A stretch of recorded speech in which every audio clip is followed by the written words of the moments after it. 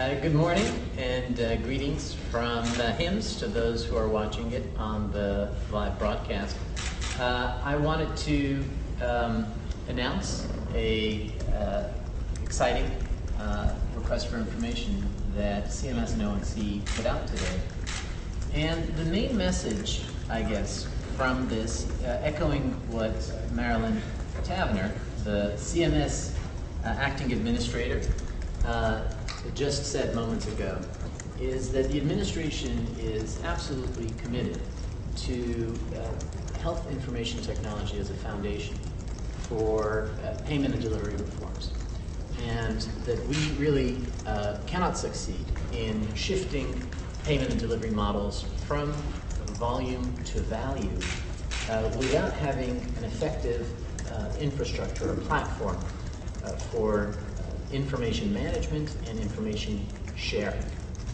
And what we recognize is that even as the Stage 2 2014 criteria for requirements for electronic health records have created a technical capability, will create the technical capability for information sharing and for that information to be understood between systems.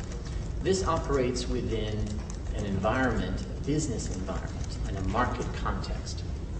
And a variety of new payment systems already in place and coming are shifting the balance from providers and hospitals having an incentive to hold on to patient data towards them having an incentive to share data.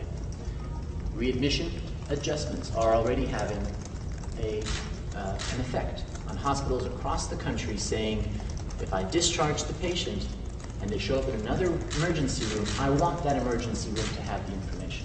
When I discharge the patient, I want the primary care provider to have the information so they don't get readmitted. But what we're also saying is, even all the things that are happening, accountable care organizations, bundled payments, readmissions, we are not complacent, and we want to identify and think about any other payment levers, policy levers that we have to encourage information sharing. We are going to extend, we propose to extend the Stark and anti-kickback exemptions. An NPRM will be coming out soon. And in that, we're going to be seeking comment, as we do today, about what could we include to make sure that there's no data lock-in, and in fact, there's facilitating, if a hospital is subsidizing health information technology or health information exchange services, that technology doesn't mean that that provider or the long-term care facility can only communicate with a hospital that's funding it. That in fact, if you get the exemption, if you can subsidize that, that information sharing should be open to other competitor hospitals as well. That is one example. We also note the significant levers that we already have the possibilities for. The cooperation with the states in everything from the state flexibilities on Medicaid and under Section 1115 of the Affordable Care Act to do demonstration projects, to the state innovation models that were recently funded, to home and community-based services, all of which, as we explained in the state Medicaid director's letter, could be used to encourage information sharing. We're also looking at quality measures that capture care coordination and asking if those quality measures could be incorporated into new and emerging programs, so that for example, an accountable care organization would receive the savings proportionate to how well they improve quality, not just for chronic conditions or safety, but also around care coordination. We note that CMS's conditions of participation or coverage are meant to ensure that providers and suppliers maintain healthcare quality and safety, and safe transitions of care are part of that. So we're asking, are there ways in which the conditions of participation could be tweaked to encourage information sharing across sites. We also are asking about the state, the Medicare and Medicaid Innovation Center, and whether there are pilots or demonstrations that around payment to providers and even beneficiary ways in which people engage in their own healthcare that could be used to incentivize information sharing. And finally, really continuing on the theme of beneficiary engagement in their own healthcare, a theme that is very strongly reflected in this year's conference. We're noting that our intent to extend and deepen the Medicare blue button functionality, to plus it up, as it were, by making it structured, and to encourage Medicare Advantage plans to do the same, as we are encouraging all health plans, and indeed through the Health IT Incentive Program, all meaningfully using healthcare providers to give computable, downloadable information access, clinical data to patients, and to include again in the CAP surveys that are underpinning many of the new payment models around patient experience and patient satisfaction, questions around how consumers and beneficiaries' experience of care, around care coordination between providers and with them. How easy was it for them to get access to their own information? These are just some of the examples. Another one we mentioned is modifications to CLIA, which under an NPRM we proposed that patients would be able to get direct access to the laboratory results rather than necessarily intermediated through providers. These are just some examples, and in the RFI we want to do two things. One, we want to unequivocally state our policy intent that we will use program and policy levers to encourage data sharing over data hoarding. That is one. And two, we're saying these are the ideas we could come up with, and we want your help in tweaking it, making us understand how important an impact this would have. But also, we want your ideas about what are some of the perverse incentives already in our payment systems and our regulations that may, in fact, be hindering information sharing, and communicate our commitment to removing any such perverse incentives from our healthcare system, recognizing that technology alone is not going to be sufficient, though necessary, to achieve the kind of connected care that our patients deserve. So let me stop there and take any questions. Yes, could you identify yourself, please? Murphy, EHRintelligence.com. As we move, or as you push to exchange patient information, what are you going to do in terms of security to ensure the privacy of this information as we move forward with means of use, and just any particular care coordination model that really needs to leverage the ability to exchange information? Absolutely. Privacy and security is paramount when we're talking about health information, not just any information moving. And we have baked both security as well as privacy issues into all of the activities we have around information exchange. And our Chief Privacy Officer always reminds me, we're talking about not just exchange of information, but the secure exchange of health information. And let me give you some examples. So the requirements for that every certified electronic health record must meet in 2014 to have ubiquitous availability of protocols to exchange health information over the internet are secure exchange of health information that is mutually authenticated and encrypted, which means that when it's over the wire, it's encrypted, and only the person who sent it and the person who it is meant for can decrypt and understand that message. No identifiers are carried, for example, in the header of that packet of information as it moves. The protocols are designed with privacy and security baked in. The other aspect of this is not just the security aspect of information is secure when it moves and when it is at the origin, but also around privacy protections, which are, do people have a reasonable understanding that they should be in control of having their information sent to them if they wanted. Access is a privacy issue. So being able to have secure downloads of your own health information is a privacy issue. Being able to share that with whoever you want to is a privacy issue.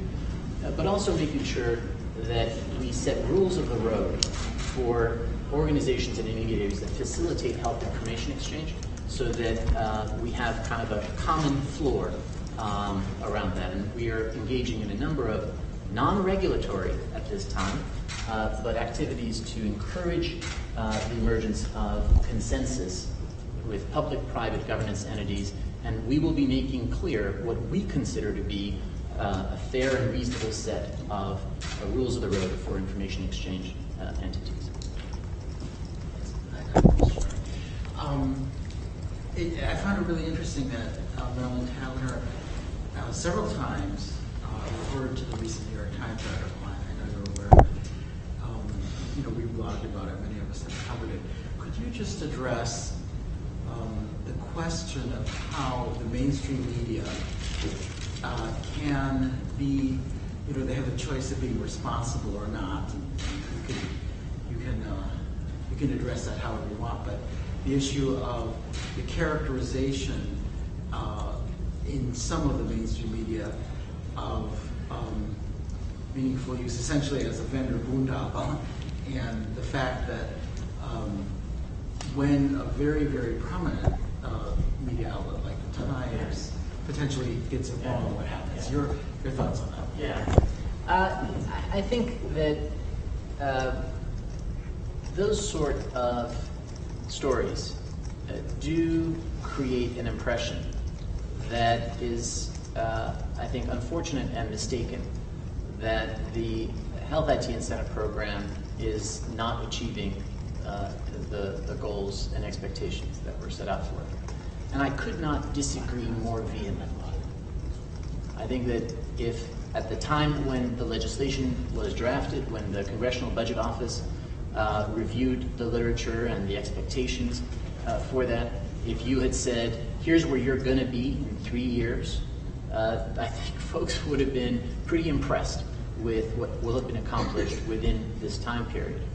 Obviously, as we're going to, Marilyn shared some of the statistics in terms of the increase in adoption, but also using the systems in ways, it's not just buying the system, it's actually shifting the axis of how health IT firms deliver their software to focus more on population health management, patient engagement, interoperability, and care coordination. That, if you are here, there is no way that you cannot understand that if you have been here for the past 5 years at this conference, the shift in the industry and in what the customers are asking for is marked and palpable, and it is because of the incentive program. We would not have the progress we've made, we would not have this foundation absent that action. Is there a lot of work yet to be done? Absolutely. Are we seeing challenges and issues as we progress and implement? Absolutely. Do we need to remain vigilant on issues of program integrity, as Marilyn mentioned, on issues of pushing for interoperability, as we are doing, and issues of making sure that the meaningful use of health information technology is truly meaningful and tied to outcomes? Absolutely. And considering the burden on providers? Absolutely. But we can't step back. There's no going back. And I really find a lot of the discussions in the mainstream media not capturing the essence of the issue before us is no longer whether this was a good idea or a bad idea. That is a moot point. The issue is how we can get the most value out of these investments. Yes. Marilyn Tavenner alluded to... I'm sorry. Ken Terry with Information Week. Marilyn Tavenner alluded to the desire of CMS and ONC to meet with stakeholders and discuss some of the details of meaningful use stage 2. I think what she was referring to was in May, we're going to have a summit to discuss what we have seen and what we have learned in terms of the use of electronic health records, around clinical documentation, and some of the discussions around upcoding and fraud. that's what she was referring to. She was not referring to any need to modify anything in meaningful use stage. Stage 2 final rules are set. We're not, right? We continue to learn, we continue to seek input, and we continue to have many avenues for collecting that information. So we have policy committees, we have listening sessions, we have summits, we have comments, we have blogs. We are this program is one of the most open in terms of the feedback that we receive on it. And we have the regional extension centers that are the boots on the ground that are collecting information in terms of what are the challenges and what are the ways to address that. The billing issue has been one that is a concern, particularly for CMS on the program integrity side. And it's one that in May we've announced is going to be a multi-stakeholder summit to review, listen, understand what we do know, what we don't know, and what's happening. Andy Rebesnick's Modern Healthcare. Is there anything your office can do either through persuasion or education to get more doctors on the ICD-10 bandwagon? You heard Marilyn say ICD-10 is happening. We did have a 1-year extension, but at this point it's time to make it happen. And I do think that one of the items that was persuasive in agreeing to an extension with ICD-10 was that once we have an infrastructure with stage 2 of meaningful use, of collecting clinical data in a much more finely granular structured way, for example, with diagnoses being coded in the SNOMED clinical nomenclature, which is how doctors think, not necessarily the way ICD-10 was designed for billing purposes, that infrastructure with, in particular, with SNOMED being baked into electronic health records and clinical documentation could actually ease the transition and ease the burden of identifying which of the 100, 200,000 codes would be most appropriate for this encounter. So what I expect the industry to do is to respond to that and leverage what the nomenclature, the vocabularies, and the standards in electronic health records to make it easier for the providers to meet ICD-10. But make no mistake, this is going to be a big undertaking, a big educational undertaking. CMS has announced their new eHealth site that is going to double down on education of providers on ICD-10 and their connection to the other health IT activities. And we're going to need help from the vendors in making sure that the providers they support can succeed on this ICD-10 journey.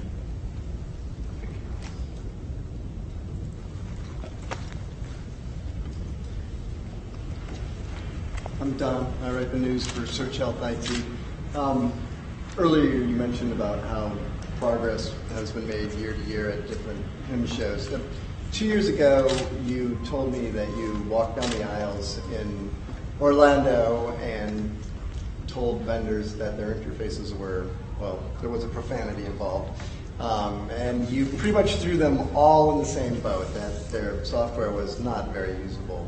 Now, 2 years later, what progress have you seen, and are you still dropping profanities on vendors?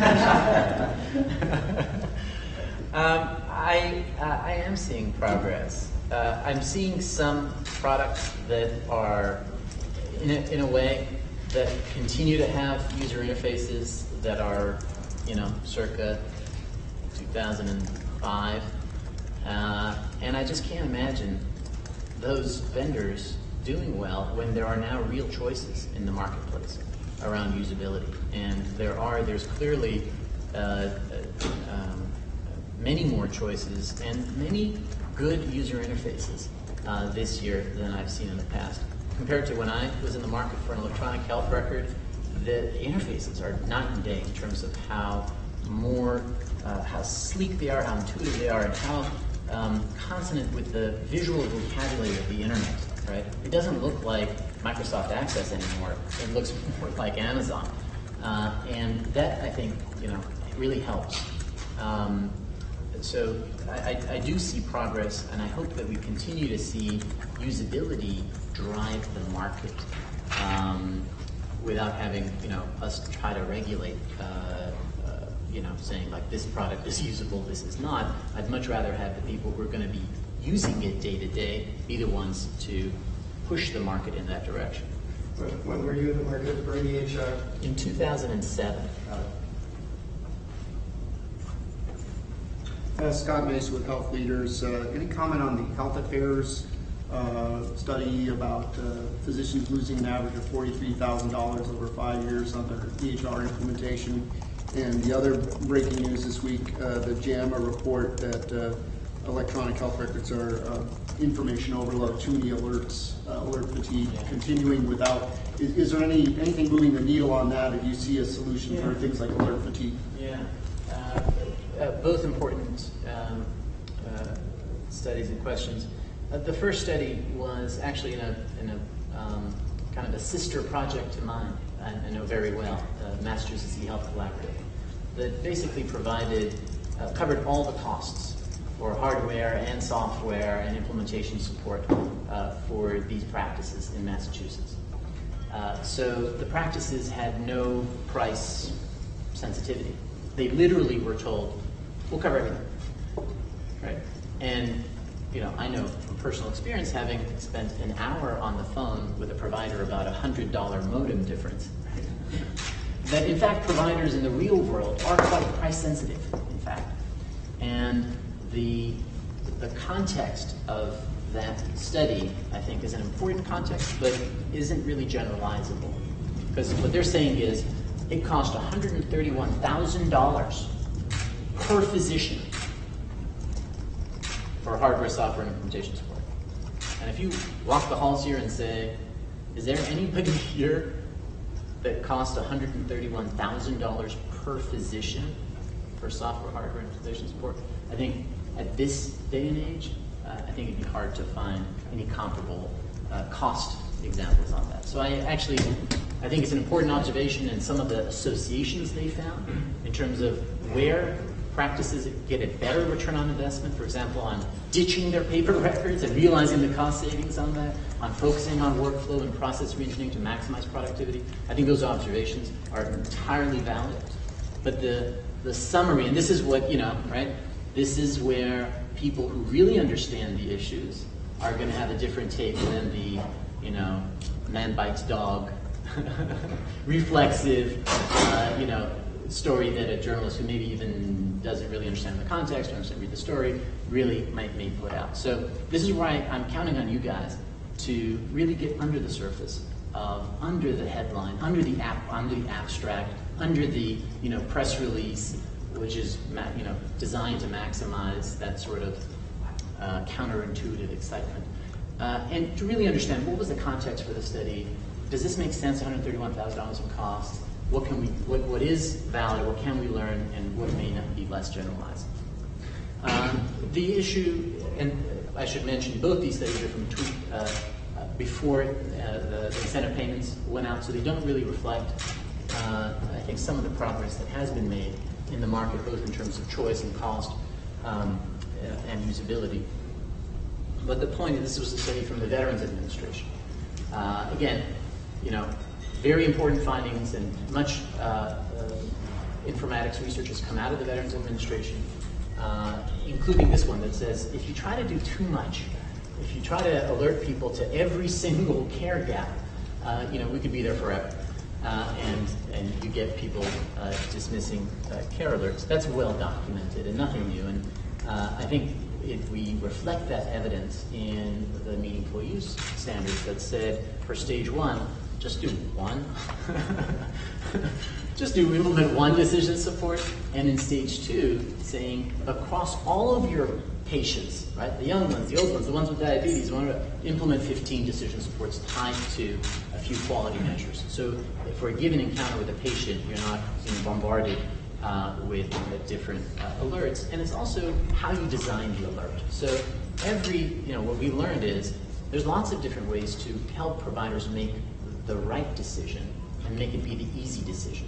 So an order set is a way that doesn't stop your workflow, doesn't flash a box up in your face, but it helps you do the right thing, make the right thing to do, the easy thing to do.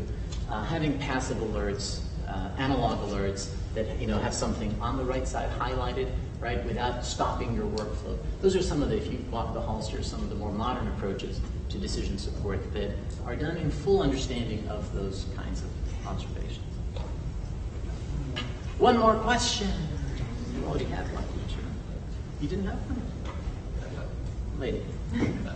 Kate Ackerman with iHealthBeat. Elizabeth Holland yesterday confirmed that the Medicare meaningful use payments will be subject to cuts under sequester. I was just wondering if you could talk about how ONC funding is affected and what that means for the meaningful use program, but just ONC in general.